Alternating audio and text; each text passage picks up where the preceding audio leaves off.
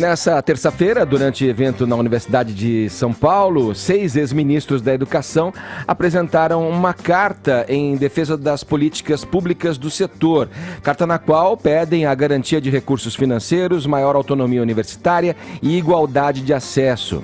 Na ocasião, José Goldenberg, Murilo Ringel, Cristóvão Buarque, Fernando Haddad, Aloísio Mercadante e Renato Janine Ribeiro também anunciaram a constituição de um observatório da educação, a fim de orientar gestores e políticos a respeito dos principais pontos do documento.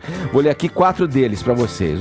Primeiro, os contingenciamentos, segundo os ex-ministros, ocorrem em todos os governos, mas, na magnitude que estão sendo apresentados, podem ter efeitos irreversíveis e fatais. 2. Profissão docente não pode ser submetida à perseguição ideológica. 3. Liberdade de cátedra e o livre exercício do magistério são valores fundamentais. 4. Ampliação do Fundeb, o Fundo de Manutenção e Desenvolvimento da Educação Básica. Vamos lá, Caio, essa decisão do MEC vem contaminando o noticiário, as discussões são muito acaloradas a respeito, é um ponto muito sensível, né, da questão da gestão pública no Brasil, a questão da educação sempre foi. Essa questão do bloqueio, do contingenciamento de verbas da educação tem movimentado a nação, é notório, a gente vê manifestações a respeito e pessoas com experiência na área falando. Qual que é a avaliação que você faz desse encontro e desse documento expedido a partir desse encontro?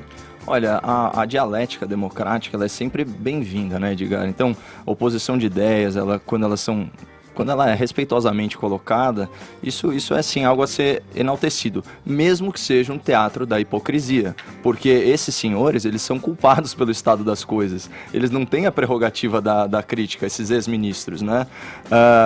Eu recomendo ao ouvinte da PAN que busque aí no Google, no YouTube, o discurso do deputado Ottoni de Paula, do PSC do Rio de Janeiro, na tribuna da Câmara, né? Quando ele discursa a respeito aí do contingenciamento do atual governo.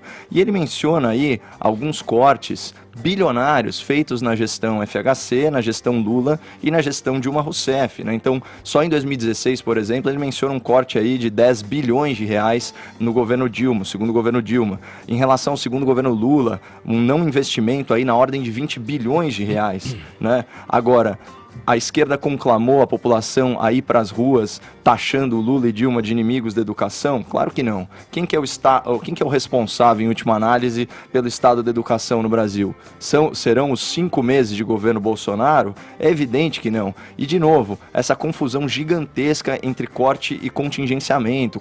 Contingenciamento é meramente a suspensão de uma despesa, não é um corte orçamentário. E já está muito claro que das verbas para a universidade, 85% são destinadas para pessoal, 3% são subsídios aos estudantes, e o que mudou foi uma restrição orçamentária àqueles 12% que o reitor pode executar livremente. Já havia um contingenciamento de 20%, ele sobe para 30%, mas isso na prática reflete apenas 3,5% do orçamento das universidades. Eu queria retomar os pontos aí dessa carta que você leu, Edgar, só fazendo breves comentários.